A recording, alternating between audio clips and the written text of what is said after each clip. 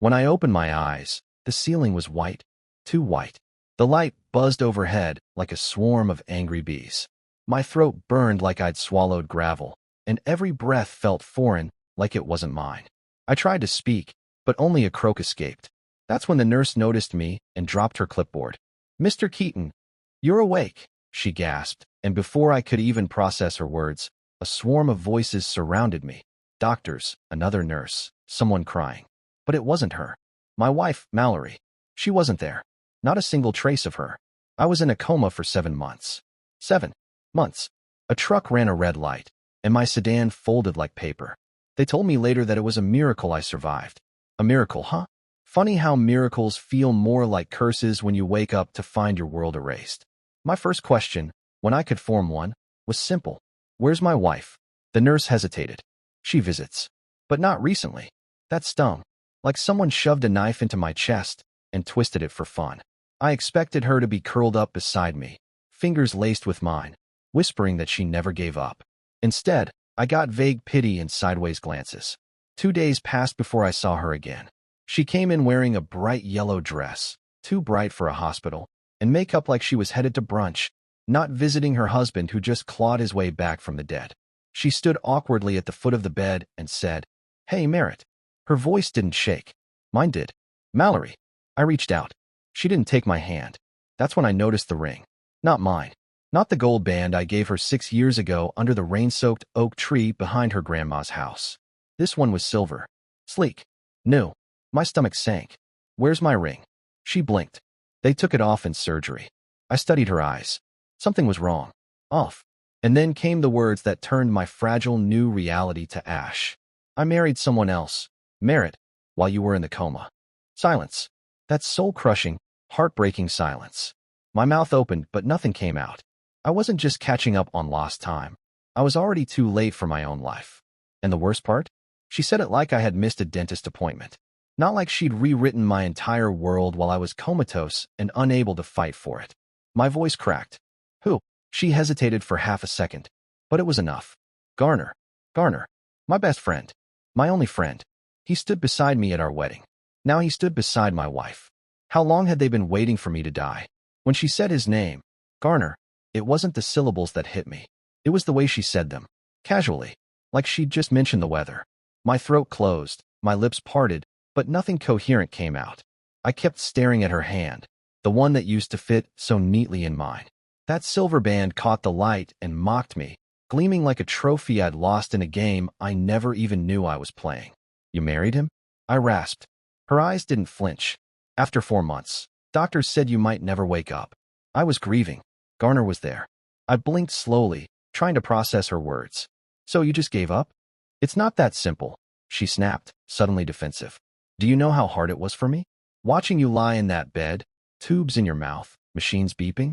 I didn't know who I was anymore. Garner helped me. Remember." I laughed. Not because it was funny, but because my brain was short-circuiting from the absurdity. "Remember what? That you're a selfish coward." That cracked her polished exterior. For a moment, her jaw clenched, her eyes narrowed. "You don't know what I've been through," she hissed. I wanted to scream. "You don't know what I've been through.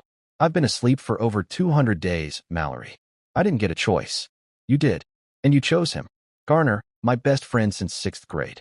The one who used to sneak whiskey into camping trips. The one who danced like a fool at our wedding. The one who gave that phony toast about loyalty, love, and brotherhood while winking at me across the table. And now, he's sleeping in my bed, living in my house, wearing my slippers, probably. I wanted to pull the 4 out of my arm, storm out of that sterile prison, and choke the life out of him. But I couldn't even lift my legs without help. I was powerless, trapped in a body that had betrayed me, just like she had. "Why Garner?" I finally asked, softer this time, hoping for even a trace of guilt in her answer. She sighed. "Because he understood me. He didn't disappear." "Disappear?" "I was in a coma, Mallory. I didn't exactly book a vacation." She glanced away, and that's when I realized she wasn't here to ask how I was. She was here to unload her guilt, to say her piece, to clear her conscience. "I'm happy now," she said, and that cut deeper than the scars on my ribs. "We have a life. I didn't expect you to wake up." "Didn't expect?" I said, my voice a thread. "So what now? I just disappear? Again?" She shrugged. Shrugged. I don't know, Merritt. I came to tell you the truth. You deserve that much. Truth? That wasn't truth. That was a knife dipped in poison and slowly twisted into my chest. As she turned to leave, I wanted to stop her. I wanted to scream, I still love you. I dreamed about you every single second I was unconscious. But the words died somewhere between my lungs and lips. The door clicked shut, and just like that, my hospital room was silent again. Except now, the silence wasn't peaceful. It was war. I didn't sleep that night. Or the next. The hospital bed creaked with every breath I took, a rhythmic reminder that I was still alive, against all odds. And for what? To be told that my wife moved on like I was some failed experiment collecting dust? My body was waking up, slowly, muscles trembling from atrophy, joints stiff like rusted hinges. But my mind was sprinting, screaming, spiraling. They say time heals all wounds. But what do you do when time is the one that betrayed you? 7 months. While I floated in a dreamless dark, Mallory reinvented herself. She cut her hair, switched to red lipstick, moved Garner into our townhouse, my townhouse. She posted pictures on social media with captions like, starting fresh sunflowered. I know, because once I could move my fingers again, I asked a nurse to bring me my phone. It was still logged in. And I scrolled. Oh God, I scrolled. Their smiling faces stared back at me like ghosts, haunting what was supposed to be my life. Mallory and Garner at the lake. Mallory and Garner hosting wine night with friends. Mallory and Garner decorating the Christmas tree, the one I had picked out the year before. She'd even changed her last name on Facebook to his. I remember staring at that little line under her profile picture for what felt like hours. Mallory Quinn. She was mine. Now she was his. I started crying and didn't stop until the nurse came in to change my bag. I pretended it was a side effect of the medication. She gave me a sympathetic pat on the arm. I wanted to scream. The worst part? Nobody told me. Not her parents. Not mine. Not even Garner's cowardly face had the decency to show up and say it to me himself. They all just let it happen. I was no longer part of the equation, just a variable they'd erased. That same evening, a man from the billing department came by, said something about insurance paperwork and next of kin. I nodded along until he said, "And Mrs. Quinn will be handling the rest, yes?" I looked at him, my lips trembling. "You mean my wife?" He hesitated. "Well, legally, no. She relinquished that role after she remarried. She's not listed as your emergency contact anymore." "Then who?" He pointed at the paper. "It's blank. Blank. Just like the rest of my future. I wasn't a husband anymore. Not even a patient someone cared about. I was just some broken man in a bed, forgotten, discarded, inconvenient. I felt like I'd died after all. Only now, I was awake just enough to feel the pain. And worse, I had no idea what came next. It happened on a Thursday. I'd started physical therapy that week, which was a generous way of saying a stranger yanked my body out of bed and made me try to remember how knees were supposed to work. My legs trembled like they belonged to someone else. My arms shook every time I tried to lift a spoon. I was a shell of the man I used to be. But I was trying.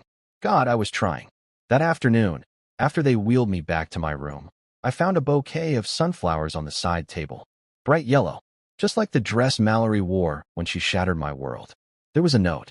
In handwriting I knew better than my own. "Glad you're awake, man. Been thinking about you every day. Garner." I stared at that paper like it might explode. He had the nerve. The nerve to waltz into this hospital and pretend he still had the right to call me man.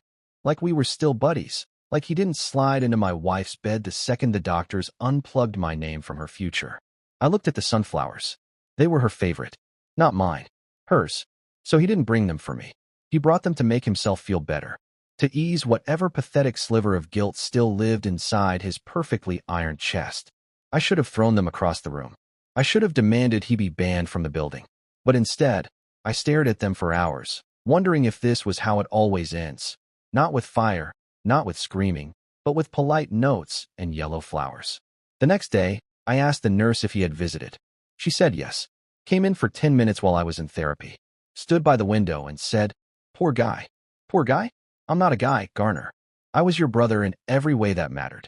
I was the best man at your engagement before you called it off. I helped you bury your dog. I covered your bar tab the night your mom died. I let you cry in my truck like a child, and now you're sleeping next to my wife." I couldn't breathe. My chest tightened so violently they thought I was having a panic attack. They gave me a sedative and said I needed rest. Rest? What's rest when your soul's been set on fire? When I came to, I asked for a mirror. They warned me that the accident had done damage, that the coma had left its scars. But nothing, prepared me for what I saw. Sunken cheeks, hollow eyes, skin like wet paper, hair gone in patches. I didn't look like a man. I looked like a ghost, the ghost of the man Garner used to know. And maybe that's why it was so easy for him. Maybe I was already dead to them. Dead enough to be forgotten. Dead enough to be replaced. As the sunflowers wilted beside me, I made myself a quiet promise. They erased me once. They won't do it again. They discharged me 2 weeks later. Not because I was ready, but because insurance said I was stable enough. I guess they meant my body. My mind was anything but. No one came to pick me up. They handed me a plastic bag with a change of clothes and a taxi voucher. I stood on the curb outside the rehab center, leaning on a borrowed cane, trying to remember how to be alive. Even the air felt wrong, like I didn't belong in this version of the world anymore. The driver helped me into the back seat without asking questions. He probably assumed I was just another junkie or an aging vet. In truth, I didn't even recognize myself. My reflection in the window showed a stranger wearing my pain like a second skin. I gave the driver the address of my house. It still felt strange to call it that. As we turned the corner onto Maynard Street, my stomach twisted into knots. I could see it from a block away. The little blue porch light was still there. The ivy had grown thicker along the left side of the bricks. My old truck wasn't in the driveway, but Garner's silver crossover was.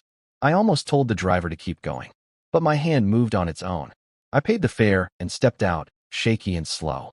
I stood in front of the door for what felt like an hour, my cane barely holding me up.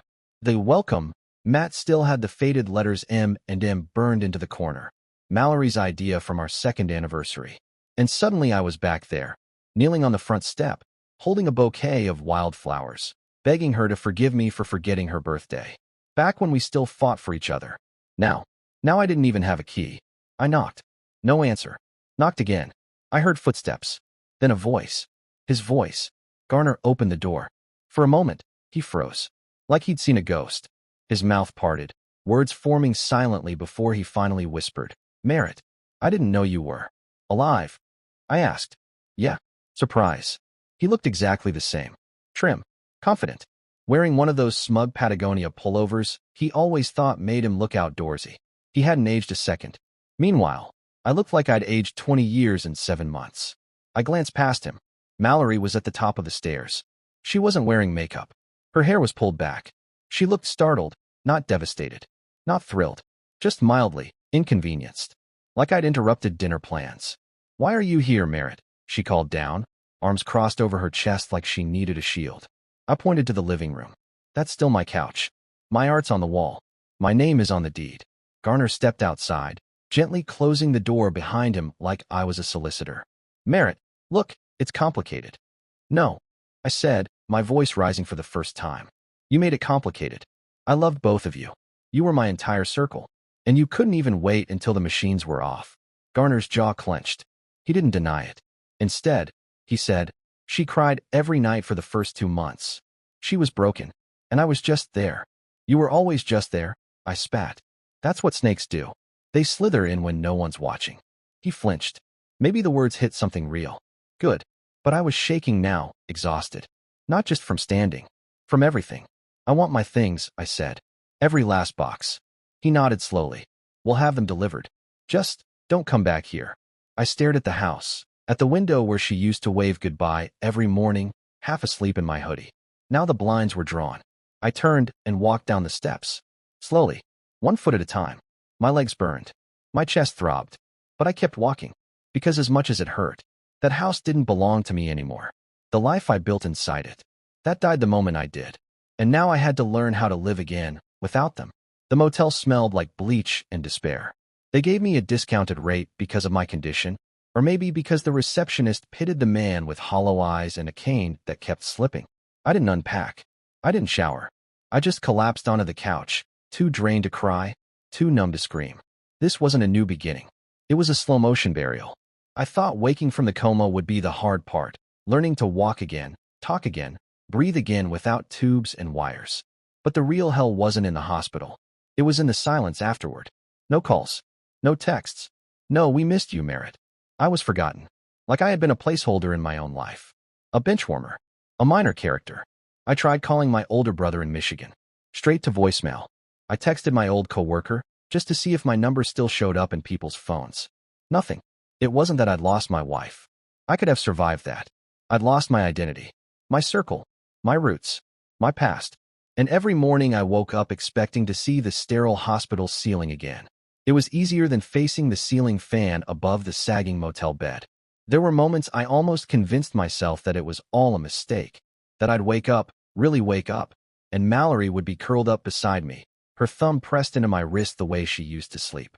That she'd whisper, "You scared me half to death," and I'd apologize, and we'd laugh like fools. But the silence told me otherwise. And the worst part? I didn't hate her. I hated myself. For not being enough. For not waking sooner. For not matching more. One night, maybe the third or fourth, I finally opened the little duffel bag from the hospital. My wallet, my keys, a pair of sweatpants, and a folded piece of notebook paper. I didn't recognize it at first, but then I saw the handwriting. Mine. It was a note I wrote to myself months ago, maybe a year. I used to leave notes like that in my lunchbox when work got hard. Just reminders to keep going. This one read, "When you feel like a ghost, remind yourself who you were before the world forgot." And I lost it. I sobbed like a child, curled up on that lumpy motel mattress, with a scratchy blanket over my legs. I wept for the version of me that still believed in second chances, in loyalty, in love. I wept for the man who used to believe that time healed. It doesn't. Not always. Sometimes, time just buries you under the rubble and calls it moving on. That night, I didn't sleep. Instead, I pulled out a notepad and started writing everything I remembered. Every little scrap of the man I used to be. Favorite meals, favorite songs, dumb inside jokes only Mallory used to understand. I wrote until my hand cramped and the pen bled dry. Because if no one else was going to keep my story alive, then I'd write it myself. And maybe, just maybe, rebuild something from it. But not for them. For me. 3 weeks passed in that motel. I learned the pattern of the neighbor's cough, the exact second the vending machine outside would jam, and how the fluorescent lights buzzed when the wind pushed against the window. I learned how to hold a fork again, to balance my weight on weak legs without falling, and to swallow the lump in my throat every time I remembered my name didn't belong in her mouth anymore. But what hurt the most? I hadn't heard my own name spoken with love in almost a year. Mallory used to say it like it meant something. Soft. Like it carried history. Like it belonged in her mouth, beside the word forever. Now it felt like a sticker on a hospital chart. But I was still here. And at some point, even misery gets tired of its own echo. So I got up. I opened the yellow pages. Yes, they still exist, if you know where to look. And I called a diner. The Blue Dandelion. I'd eaten there once, back when Mallory's mother was in town. It was a quiet place. Nothing fancy. A family-owned kind of joint where the coffee burned your tongue and the pancakes came with too much syrup. The owner, a tall woman named Jeanette with tired eyes and a kindness that made me nervous, answered the phone herself. I asked if she was hiring. I told her I was just out of the hospital, that I couldn't do much, but I needed something. Anything. There was a pause. Then she said, "You can bus tables. No heavy lifting. I pay cash." That was it. No questions. No background checks. No pity. Just a lifeline. The next day, I showed up in jeans that barely fit and a faded shirt I found at a thrift store. My arms still shook when I carried more than one plate. My legs weren't built for long shifts. But I did it. I cleared plates. I wiped counters. I listened. And no one there knew my name. And maybe that was the gift. Because for the first time since waking up, I wasn't the guy whose wife left him for his best friend. I wasn't the Coma story. I wasn't a walking tragedy. I was just Merritt, the quiet guy who worked the 10 to 4 shift and made sure the ketchup bottles were full. And slowly, painfully, something strange happened. I started to feel real again. I'd forgotten what it was like to laugh at dumb jokes, or hear the jingle of the front door and feel nothing but the breeze, not dread. Jeanette would slide me free coffee refills and pretend it wasn't charity. A regular named Marvin left me tips with smiley faces drawn on the napkin. Even the grumpy dishwasher, Levi, started nodding at me. I didn't tell them anything. Not about Mallory. Not about Garner. Not about the life I lost. That story stayed in my motel drawer, scribbled across dozens of torn-out notebook pages. But sometimes, when the place got quiet and I was wiping down a table near the window, I'd see couples outside, holding hands, leaning into each other, laughing at something only they understood. And it would hit me again. The ache. The emptiness. The sharp, slow burn of knowing I used to have that. And it was taken. But this time, I didn't collapse under it. I stood up straighter. I wiped harder. Because I was starting to remember what it felt like to be someone again. Not someone's husband. Not someone's best friend. Just me. And maybe, just maybe, that was enough. For now. 6 months after I woke up, the scars finally stopped aching. Not all of them were visible, of course. The doctors had patched up my ribs, stitched my side, trained my legs to move again. But the other wounds, the kind you don't see on x-rays, those took longer. And yet, they did heal. Slowly. Quietly. One day I realized I'd gone 24 hours without thinking about Mallory. The next week, I deleted every photo of us from my old phone without crying. I even started to forget the exact shade of her favorite lipstick, that blood-red color she used to wear like armor. I don't know when I forgave her. Maybe I never fully did. But I stopped hating her. That was enough. Garner? I haven't seen him since that day on the porch. I heard through someone at the diner that they moved to a newer neighborhood across town. I don't wish them well, but I don't wish them pain either. Let them have their life. I'm building mine. Jeanette promoted me last month. I run morning shifts now. I take pride in folding napkins into perfect triangles and brewing coffee that doesn't taste like sadness anymore. The regulars know my name. Marvin gave me a Red Sox cap for my birthday. Levi grumbled something about friendship, which for him might as well be a love letter. But the biggest surprise came 2 weeks ago. A woman walked into the diner, maybe late 30s, warm brown eyes, hair pulled into a lazy bun. She was reading a book while waiting for her order. I asked her what it was. She told me it was a novel about grief, but it wasn't sad. It was about second chances. We talked for 20 minutes. Her name was Willa. She had this laugh, soft, like a breeze slipping under a screen door. Nothing flashy, nothing forced, just real. She's come back 3 times since. We don't talk about exes, or comas, or betrayal. She doesn't know what I've been through, not yet. And I'm not in a rush to tell her. Because right now, we're building something new, something untouched by the past. I'm not saying I'm healed, but I'm no longer broken. And maybe that's the point. I didn't get the life I planned, but I got a second chance. Not just at living, but at being alive. So if you're reading this, wondering if you can survive the thing that shattered you, you can. One breath at a time. One morning at a time. One busboy shift at a time. I did. And I wouldn't trade this version of me for anything. Because I earned every piece of him back, the hard way. And for the first time in a long, long while, I'm glad I woke up.